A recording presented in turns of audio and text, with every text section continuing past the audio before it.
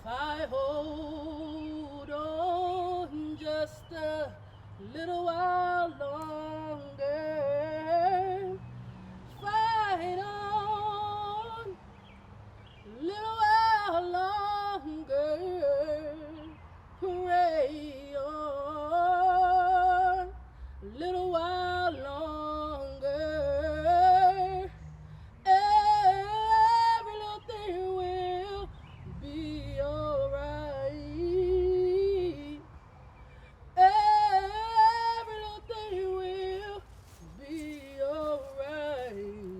We will sing on just a little while longer. Every little thing will be alright. Every little thing will be alright.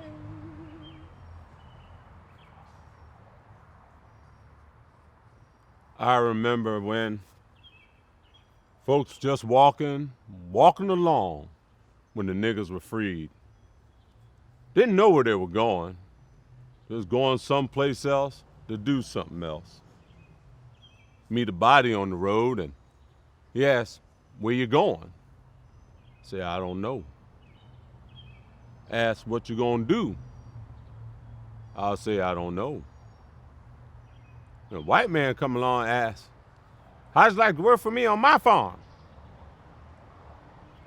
We say, "Don't know."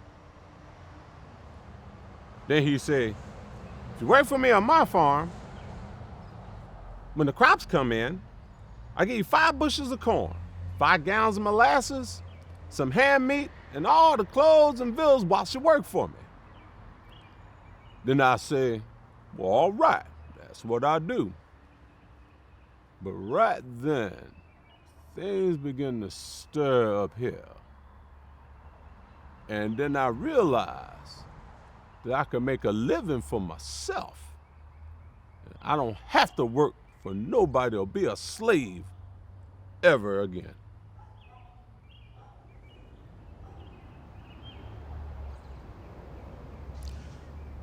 I don't know when I was born, no why. But at first, Mammy and me longed to a McGee here in Wake County. Mammy worked in the fields then, ditching and such, even plowing some when she longed to McGee. But he sold us to a Moss Rufus Jones. My daddy still longed to him, but at the close of the war, he come on over to the Jones plantation and he took up the name of Jones along with us. Moss Rufus was good on Moss McGee, they said. He giving us more to eat and to wear, and they make us work so hard, nothing. We had our work to do, of course, but Mammy ain't had to ditch nor plow no more. She worked in the house then, and none of the women done men's work. Moss Rufus used to let us have Saturday evening off to go fishing or swimming or into Raleigh. I remember, though, one time somebody in town had a fuss with Moss Rufus about letting his niggas run loose into town.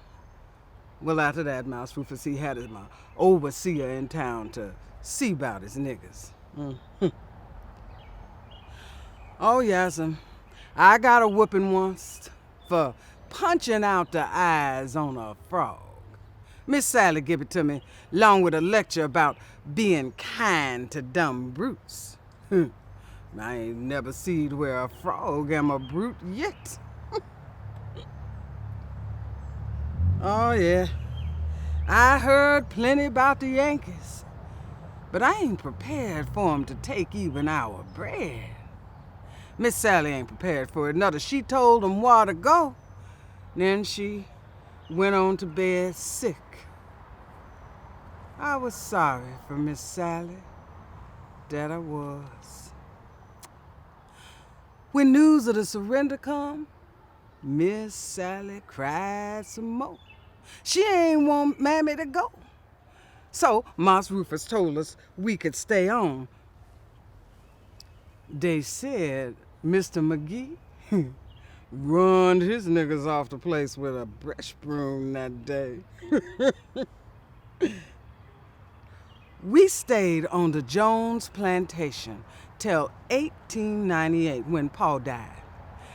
I had married a fella the name of Charlie Hodges what lived on a nearby plantation, and we was staying there with Ma and Pa. Well, we come on to Raleigh then.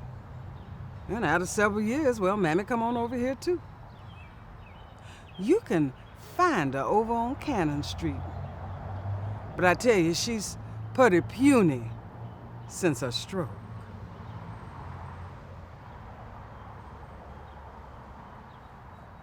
Steal away, steal away to Jesus. Steal away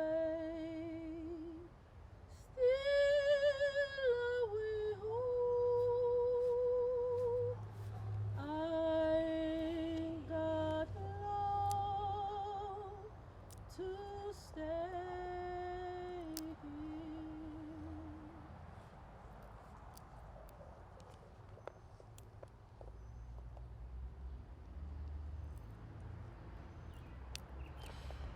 Hear that whistle?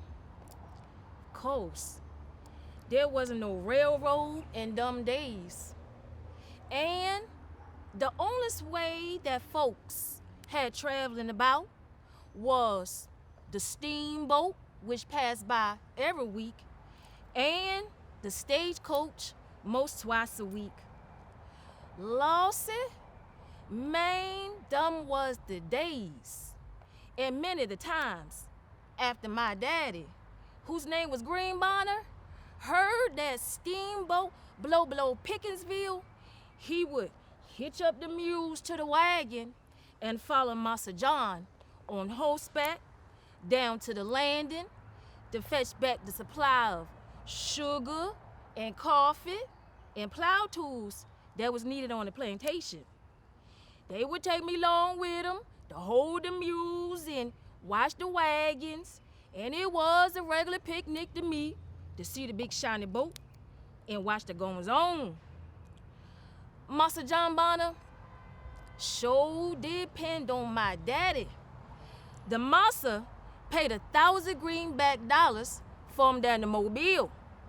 Enough greenbacks to wrap him up in, he said. So he named him Green Bonner.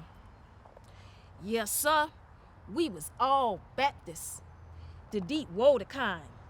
And every Sunday, they would pile us into the wagon and pull out bright and early for Big Creek Church.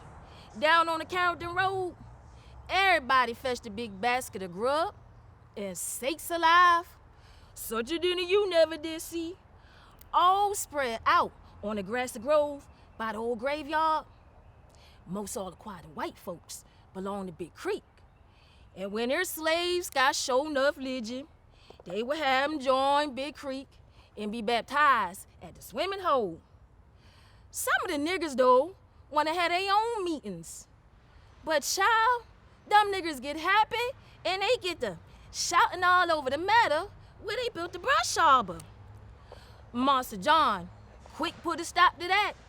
He said, if you are going to sing and preach, you must turn the wash pot bottom up.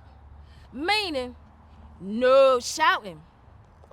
Them Baptists at Big Creek were so tight with their rules too. They would turn you out show if you drank too much corn liquor, damn so cuss. Master John had a big fine bird dog. She was a mammy dog. And one day, she found 6 pups out in a harness house. They was mostly your girl pups, and Massa was gonna drown them. So, I asked him to give them to me. Pretty soon, the missus sent me down to the post office, and I put my pups in the basket and took them with me. Long come Dr. Lyles, where I was sitting, and he said, you want to sell them pups, Sidney? I told him, Then He asked me what nomination they was. I told him they was Methodist dogs. He ain't say no more. About a week after that, old missus sent me down to the post office again, and I took my basket of pups with me. Sure enough, here come Dr. Lyles. And he said, "Sidney, I see you still ain't sold them pups." I said, "No, sir." Then he asked me again what nomination they belonged to. I told him they was Baptist dogs. He said, "How come? Last time you told me them was Methodist." Ooh, bless God. Looked like you had me. But I said, "Yes, sir. But you see, doctor, they got their eyes open since then." He just laughed and gone down to his newspaper office. How old is I? Lord, child, I don't know. My mama say I was 15-year-old time of the surrender. I remembers that mighty well. Massa called all the niggas round them down at the big house. And he said, "You all is just as free as I is. I ain't your massa no more. I tried to be good to you and takes care of all of you. Now, you want to stay, you's all welcome. And we all work together to make a living somehow. If you don't want to stay, dumb that gold will just have to root, pig or die." Some stayed, some left. My daddy stayed with Master John till he was called home to glory. And now, it's all gone but Sidney, and I was just here waiting for him to call me.